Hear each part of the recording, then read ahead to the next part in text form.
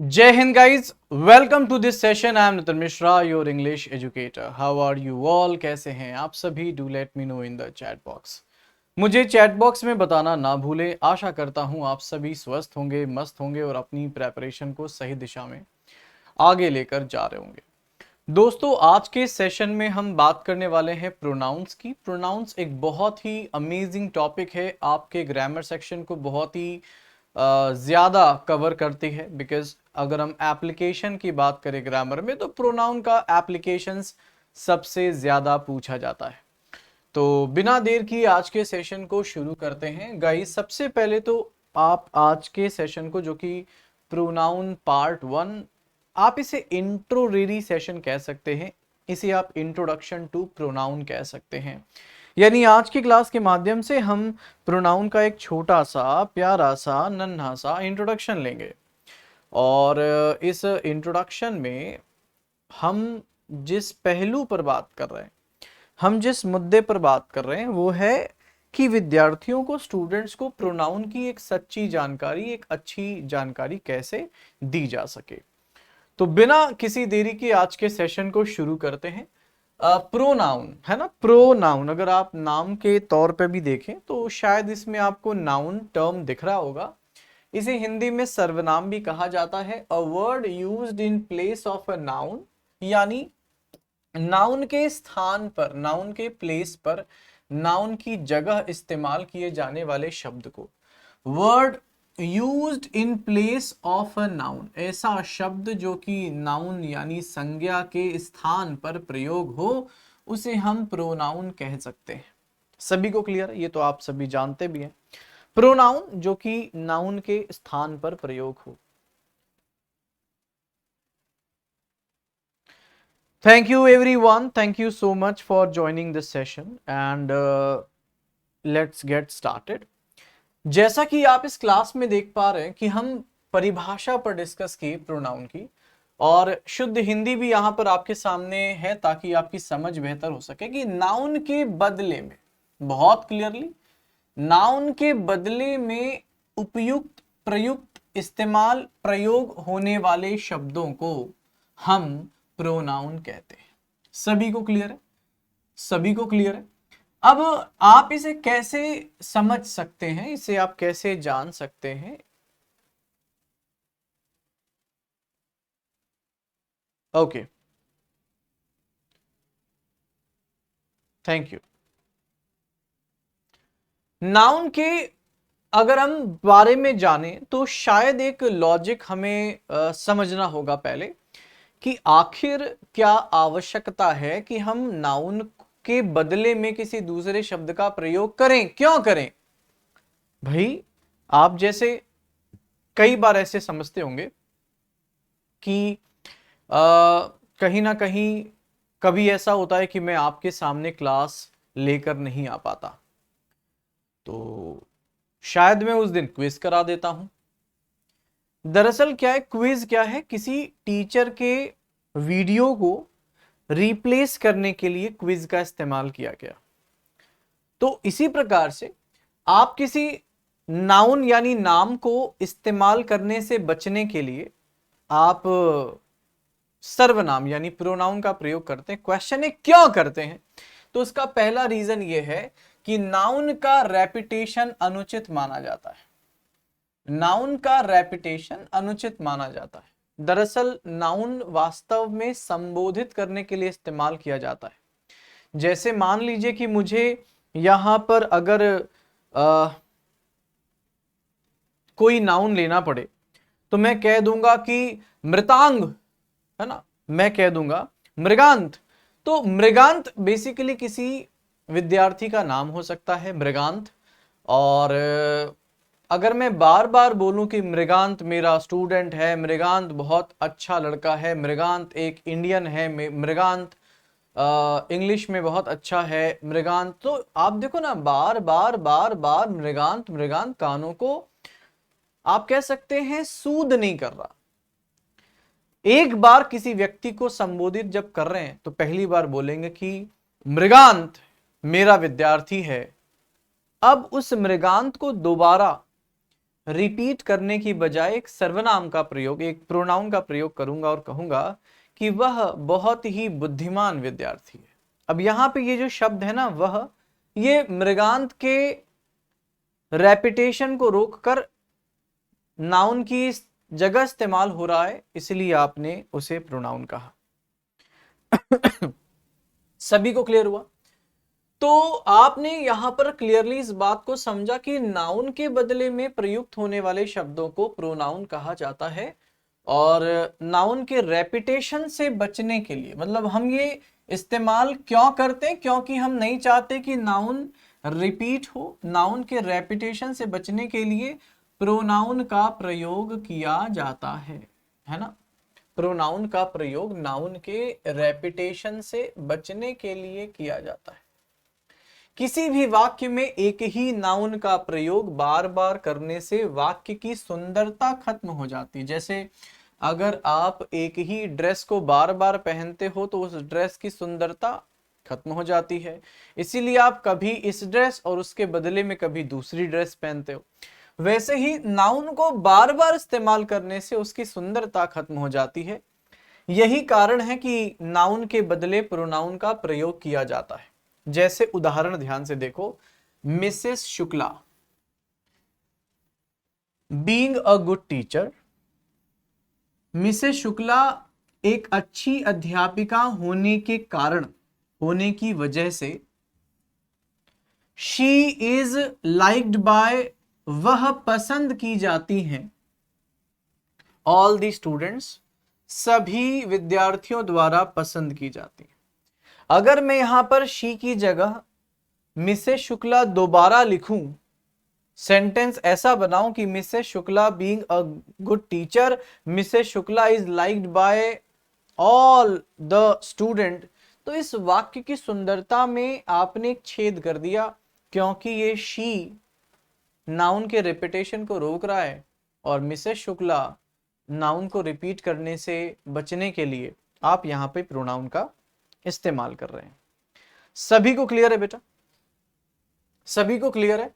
Okay. अब guys मुद्दा है कि सर ठीक है, मान लिया कि नाउन का रेपिटेशन हम रोकते हैं, पर नाउन कई तरीके से प्रयोग होता है। नाम केवल पर्सनल लेवल पे इस्तेमाल नहीं होता, कॉमन नाउन नहीं होता, हम नाउन का कई प्रकार का इस्तेमाल करते हैं। तो इसी आधार पर प्रोनाउन को भी कई कैटेगरीज में, कई भागों में वर्गीकृत किया गया है, बांटा गया है। टाइप्स ऑफ प्रोनाउन की बात करें तो प्रोनाउंस बहुत से प्रकार के होते हैं, जिनमें सबसे पहला प्रोनाउन है पर्सन या पर्सनल। देखो दोनों नाम से बुला सकते हो। आपने सुना होगा ना कि प्रोनाउन के 3 पर्सन होते हैं, first person pronoun, second person pronoun, third person pronoun. अब ये आपके ऊपर मैं छोड़ रहा हूं, आप इसे जिस भाषा से बोलना चाहो बोलो। आप चाहे इसे पर्सन प्रोनाउन कह दो, चाहे आप इसे पर्सनल प्रोनाउन कह दो, चॉइस इज ऑल योर्स। तो सबसे पहला प्रोनाउन है पर्सनल प्रोनाउन। इसे पर्सन प्रोनाउन भी कहा जा सकता है। इसके हिंदी में आप पुरुषवाचक या व्यक्तिवाचक सर्वनाम, ऐसा नाम जान सकते हैं। पुरुषवाचक या व्यक्तिवाचक सर्वनाम, ऐसा आप जान सकते हैं। सभी को क्लियर है गाइस? अब यहां पर कौन कौन से ऐसे प्रोनाउन हैं जो पुरुषवाचक है? यहां पुरुष का मतलब मेल सेक्स से नहीं है, यहां पुरुष का मतलब व्यक्ति से है, याद रखना। तो सबसे पहला प्रोनाउन है आई, दूसरा प्रोनाउन है मी, तीसरा है वी, और ये उदाहरण है us, you, he, him, she, her, it, they, them. ये सभी क्या है? ये सभी प्रोनाउंस हैं और ये व्यक्तिवाचक हैं, पुरुषवाचक हैं, और इनका इस्तेमाल आप फर्स्ट पर्सन, सेकंड पर्सन और थर्ड पर्सन के लिए करते हैं। अब गाइस इसी क्रम में दूसरा प्रोनाउन है पॉसेसिव प्रोनाउन। पॉसेसिव, आपने इसे अक्सर अपने दिनचर्या में दोस्तों के बीच आम भाषा में बोला या सुना होगा कि यार वो लड़की ना मुझे लेकर बहुत ही ज्यादा पॉजिटिव है, अगर आपने ये शब्द सुना या देखा है तो आप इस शब्द को बहुत अच्छे से समझ पाएंगे। अगर कोई महिला आपके लिए बहुत ही ज्यादा पॉजिटिव है, इसका मतलब है कि वो आपके ऊपर अपना अधिकार मानती है, वो आपसे दूर नहीं रह सकती, वो आपको बहुत ही आपके पोजीशन में है, आपके अधिकार, आपके अधिकार में है ना, वो उस पर हक जताती, एक वर्ड है ना हक। तो पॉजिटिव प्रोनाउन बेसिकली अधिकारवाचक सर्वनाम है। आपने वो सॉन्ग भी सुना होगा कि साडा हक एथे रख, वही है पॉसेसिव प्रोनाउन। तो पॉसेसिव प्रोनाउन पोजेशन यानी अधिकार का बोध कराता है।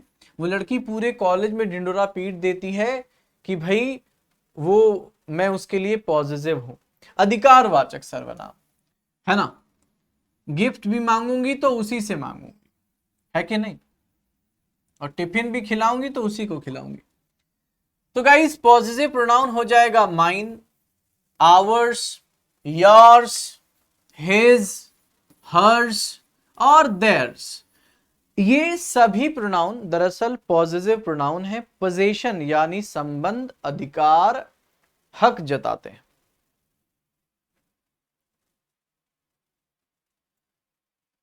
सभी को क्लियर है बेटा, सभी को क्लियर है। इसके बाद बारी आती है तीसरे प्रोनाउन की। तीसरा प्रोनाउन है डेमोन्स्ट्रेटिव प्रोनाउन।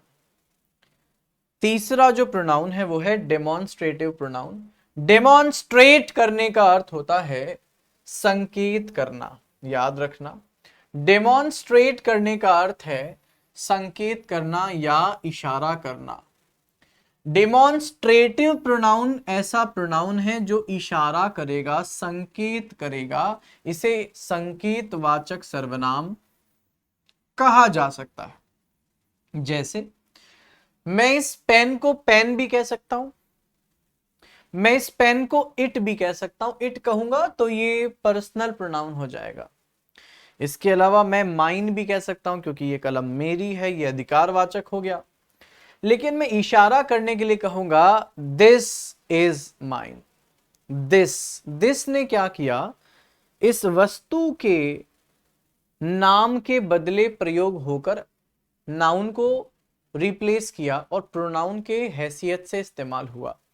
परंतु ये जो दिस है ना, ये संकेत कर रहा है ना, इशारा कर रहा है। सभी को क्लियर है, सभी को क्लियर है। तो संकेतवाचक सर्वनाम दिस, दैट, दीज और दो संकेतवाचक सर्वनाम। इसके बाद आपके पास आता है डिस्ट्रीब्यूटिव। अब बताओ डिस्ट्रीब्यूट करने का मतलब क्या होता है। As per the name suggest, distribute करने का अर्थ हुआ बांटना, है ना, पृथक पृथक करना, डिस्ट्रीब्यूट कर देना, बांट देना। तो गाइज डिस्ट्रीब्यूटिव प्रोनाउन का मतलब एक ऐसा प्रोनाउन जो नाउन को बांटने का कार्य करे। इसे हिंदी में आप व्याष्टिवाचक भी कह सकते हो, जो बांटेगा। सभी को क्लियर है। जैसे ईच, ईच क्या कर रहा है, ध्यान से देखो ना, ईच में आप हर एक को अलग अलग कर रहे हो। जैसे उदाहरण के लिए, सिर्फ उदाहरण के लिए, आप ये मत सोचना कि सर क्या आप ये सारा सामान अपने पास ऐसे इकट्ठा रखते हो क्या, ऐसा नहीं है। बहुत सारे लोग मुझसे प्रेम करते हैं और मेरी मदद करते हैं बेटा। तो यहां पर आप देख रहे हो कि मैंने बहुत सारी नेफ्थलीन की गोलियां रखी हैं। आप अगर ध्यान से देखोगे ना तो आप इन्हें पृथक पृथक देख पा रहे हो कि ये एक गोली है, ये दूसरी गोली है, ये तीसरी, चौथी, पांचवी, यानी ये सेपरेट है। और हर एक गोली एक ही आकार और एक ही वजन और एक ही कलर की है, यानी हर एक गोली एक जैसी है, सेम है। तो आप बोलोगे ईच इज सेम, है ना, each of them is same. तो यानी ईच का इस्तेमाल दरअसल कहीं ना कहीं आप सेपरेट करने के लिए कर रहे हैं, है ना। आपने सभी को अलग अलग बांटा। आप इसी प्रकार से दो के बीच बांटने के लिए ईदर, नीदर, एवरी और नन का प्रयोग कर सकते हैं। मुझे आशा है, मुझे विश्वास है आप सभी को समझ आया होगा।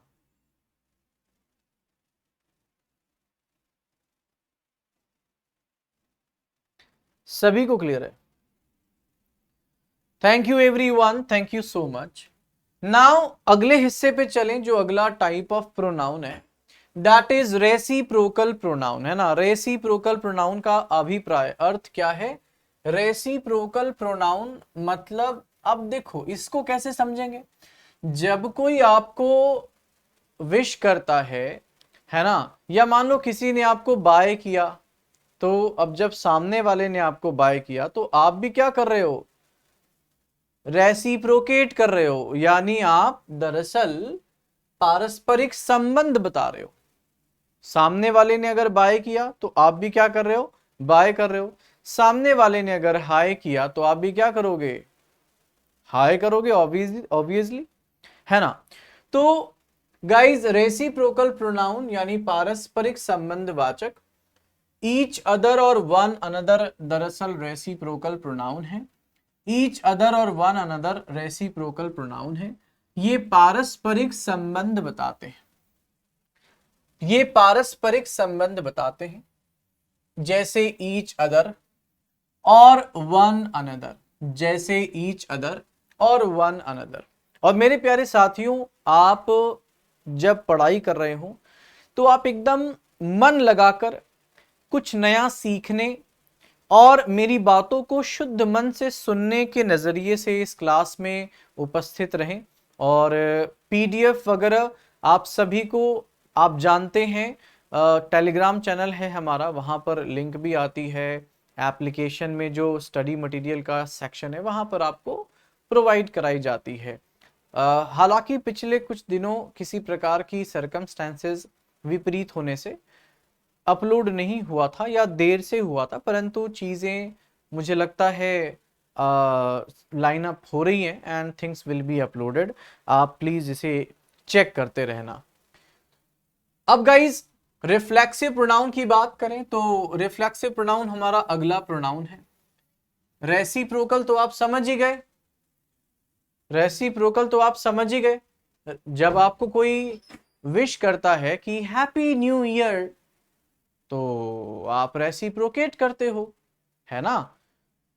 अब रिफ्लेक्सिव का मतलब है कि जैसे आप अगर कांच में अपने आप को देखते हो तो कांच में आपको खुद की छाया नजर आती है, रिफ्लेक्शन नजर आता है।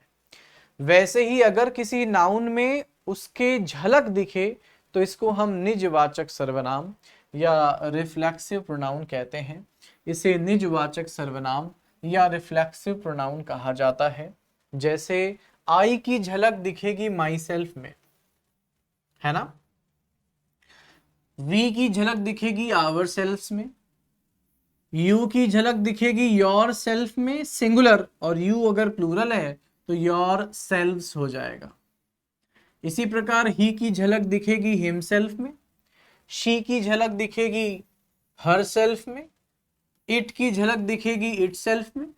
दे की झलक दिखेगी देम सेल्फ में। वन की झलक दिखेगी वन सेल्फ में।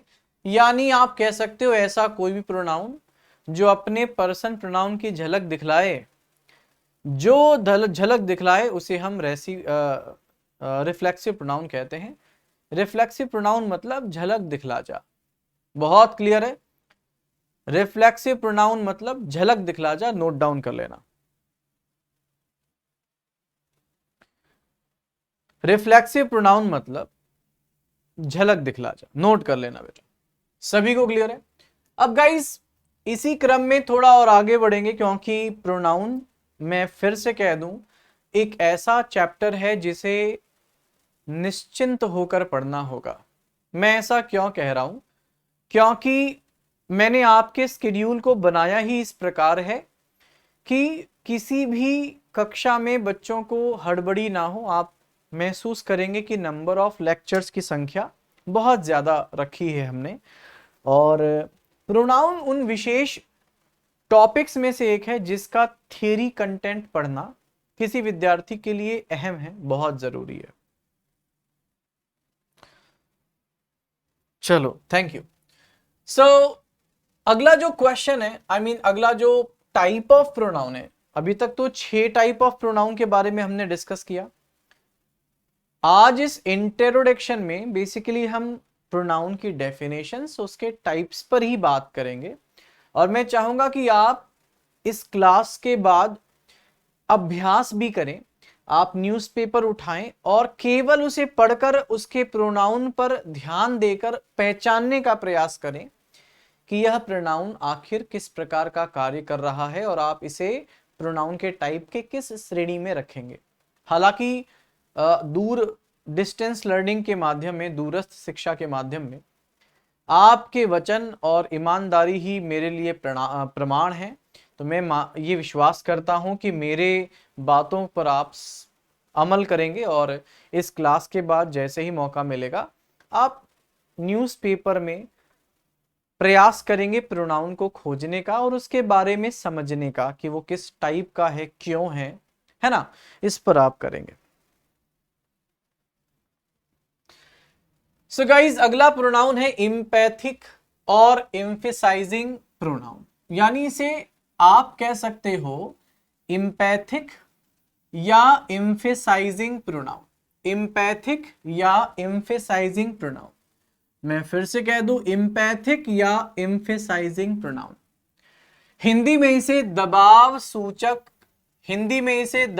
सूचक सर्वनाम कहा जाता है। दबाव सूचक सर्वनाम मतलब जो दबाव डाले, जो प्रेशराइज करे, जो एम्फेसाइज करे। कैसे?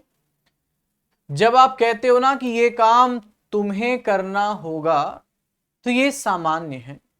लेकिन जब आप ये कहते हो ना कि ये काम तुमको ही खुद करना होगा, तो जरा देखो ना, ये जो ही और खुद था, इसने क्या किया?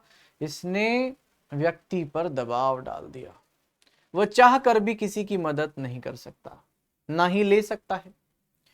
तो अगर आप किसी प्रोनाउन का इस्तेमाल एम्फेसाइज और एम्पैथिक सेंटेंस बनाने के लिए कर रहे हैं, जैसे माई सेल्फ, जैसे आवर सेल्फ्स, जैसे योर सेल्फ, जैसे योर सेल्फ्स, अब आप कहोगे सर ये रिफ्लेक्सिव नहीं है। रिफ्लेक्सिव का उपयोग अलग है, अर्थ अलग होगा, शक्ल में सेम है, पर आप इन्हीं का इस्तेमाल दूसरे तरीके से करके एम्पैथिक सेंटेंस क्रिएट कर सकते हो। इसको हम एम्पैथिक प्रोनाउन कहते हैं। आशा है आपको समझ आया होगा। इन सभी प्रोनाउन का प्रयोग जब सब्जेक्ट पर दबाव डालना होता है किया जाता है। सभी को क्लियर है? जब सब्जेक्ट पर दबाव डालना होता है तब किया जाता है, तब ये एम्पैथिक या एम्फेसाइजिंग प्रोनाउन कहलाते हैं। यानी जब ये दबाव डालेंगे तो इनका नाम एम्फेसाइजिंग या एम्पैथिक प्रोनाउन हो जाएगा। जैसे इस वाक्य में ध्यान से देखो, यू योरसेल्फ आर रिस्पॉन्सिबल, तुम स्वयं ही जिम्मेदार हो। यानी आपने जिम्मेदारी का जो बोझ था वो उस व्यक्ति के ऊपर डाल दिया। अब वो चाह कर भी नहीं कह सकता कि नहीं रे पापा फीस नहीं भरे थे, सिर्फ मैं जिम्मेदार नहीं हूं। तो ये जो योर सेल्फ है ना, इस वाक्य में यू की रिफ्लेक्शन नहीं दर्शा रहा है ना, यू की छवि नहीं दर्शा रहा, यू की झलक नहीं दर्शा रहा, बल्कि यू को प्रेशराइज कर रहा है कि only you are responsible. You yourself means nobody then you are responsible for your problems. या फिर दूसरा देखो, ही हर्ट हिमसेल्फ, यहां पे रिफ्लेक्शन है ना, या फिर एम्फेसाइजिंग है। आप पता लगाओ भाई, उसने चोट पहुंचाई किसको? खुद को ही चोट पहुंचा ली, है ना, दबाव सूचक। अगला है गाइस इनडेफिनेट प्रोनाउन। ये इनडेफिनेट प्रोनाउन क्या होते हैं? ये अनिश्चित प्रोनाउन होते हैं। मतलब अब चाहे ये अनिश्चित व्यक्ति, वस्तु, स्थान या मात्रा, संख्या, ये कुछ भी बता सकते हैं। ये अनिश्चितता का बोध कराते हैं। आप इन्हें अनिश्चित वाचक सर्वनाम कहते हैं। अनिश्चित वाचक सर्वनाम कहते हैं। जैसे एवरीबडी, अब एवरीबडी में आपने किन लोगों की बातें की, क्लियरली सच मानो तो पता नहीं है ना। एवरीबडी में निश्चित रूप से कौन कौन आया ये कहना कठिन होगा। समबडी में निश्चित रूप से कौन कौन आया ये कहना कठिन होगा। नोबडी में, एनीबडी में, आप देखो ना अनिश्चितता का भाव देखा जा सकता है। इसी प्रकार से everybody, someone, no one, anyone, everything, something, nothing, anything, all, some, any, both, another, much, few, little, ये सभी आराम से देखे जा सकते हैं। और अभी मैं आपको केवल प्रोनाउन से जोड़ने का प्रयास कर रहा हूं। हम इन इंडिविजुअल प्रोनाउंस को बहुत ही डिटेल में पढ़ेंगे, वहां उसके उदाहरण, उपयोग, रूल्स, विचार, सभी चीज सीखेंगे। आप सिर्फ इस समय परिचित हो रहे हैं प्रोनाउन से, और आप प्रयास करें कि इस कक्षा के खत्म होने पर न्यूज़पेपर का एक प्रयोग है जो मैंने आपको बताया है, आप उसे जरूर करें। उदाहरण के तौर पे अगर आप कह दोगे कि एवरीबडी हैज कम, सब कोई आ गए, जरा सोचो ना, एवरीबडी में निश्चित रूप से कौन कौन शामिल है, क्या आपको इसका बोध हुआ? जवाब है नहीं हुआ सर, इनडेफिनेट प्रोनाउन। इसी प्रकार से relative pronouns, relative pronoun means जो कि संबंधवाचक सर्वनाम हो। भाई रिलेटिव मींस जो रिलेट करे ना, रिलेटिव जो कि रिलेट करे। लाइकवाइज हु रिलेट करता है, हुम रिलेट करता है, हुज रिलेट करता है। इसी तरीके से विच, दैट, ये सभी रिलेट करते हैं, है ना। तो इन्हें संबंधवाचक सर्वनाम कहते हैं। जैसे कि मान लो एक उदाहरण ले लूं कि मान Singh is the student who always attend my class. में भी शायद बहुत आसानी से आप समझ सकते हो कि यहां पर मैंने हु का प्रयोग करके अपने एक विद्यार्थी मान सिंह को रिलेट करके शायद उसे जोड़ने का प्रयास किया। सभी को क्लियर है बेटा? चलो, अंतिम और आई गेस मोस्ट इंपॉर्टेंट जो हमारे पास प्रोनाउन है वो है 10वां नंबर। यानी निष्कर्ष निकल सकता है कि प्रोनाउन के 10 अलग अलग प्रकार होते हैं। आप इसको कहते हो इंटेरोगेटिव प्रोनाउन। और इंटेरोगेटिव प्रोनाउन मींस प्रश्नवाचक सर्वनाम, एक ऐसा प्रोनाउन जो कि प्रश्न पूछता है। ये प्रश्न पूछता है, इसे हम प्रश्नवाचक सर्वनाम कहते हैं। जैसे हु, whom, whose, which, ये सभी प्रश्न पूछते हैं। जैसे हु टीचेज यू इंग्लिश, आप कहोगे नितिन टीचेज अस इंग्लिश। तो दरअसल हु ने प्रश्न पूछा, आप इसे प्रश्नवाचक सर्वनाम कह सकते हैं। सभी को क्लियर हुआ? सभी को क्लियर हुआ? ओके।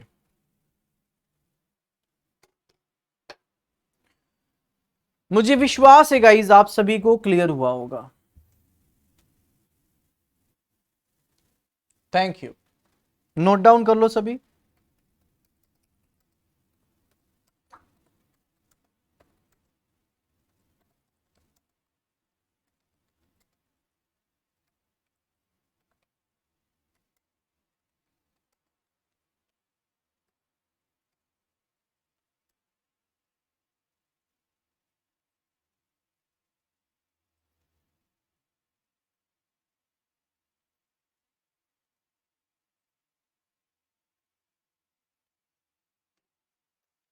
चलो, तो दोस्तों मेरे साथियों, आज के सेशन में अपने डिस्कशन को यहीं पे पॉज कर रहा हूँ। अगले क्लास में आपसे फिर मुलाकात करूंगा और जितने हमने ये 10 अलग अलग टाइप के नाउन्स आज इस क्लास में जाने हैं, परिचित हुए हैं, को विस्तार से हम पढ़ेंगे। एंड आई वुड से कि आप इसी प्रकार मेहनत करते रहें और कोई भी आपको प्रश्न हो तो आप मुझे व्हाट्सएप पे कनेक्ट कर लें। 9889601589 इज़ द व्हाट्सएप नंबर, या आप इंस्टाग्राम नितिन मिश्रा VNS पे संपर्क कर सकते हैं, DM डायरेक्ट मैसेज कर सकते हैं। साथ ही दोस्तों मैं टेलीग्राम पर भी अवेलेबल हूँ, Nitin Mishra official is my channel, आप उसे भी ज्वाइन कर सकते हैं। फिलहाल इस क्लास में इतना है। Have a great day guys. जय हिंद, जय भारत। अपने माता पिता का सम्मान करना, उनका ख्याल करना, उनकी देखभाल करना, उन्हें ढेर सारा प्यार करना ना भूलें। Have a great and fantastic academic journey. Do well in the examination. Work harder, work smartly. This is Nitin Mishra, and I will see you all in the next class. Thank you so much. Jai Hind. Take care. Bye bye, guys.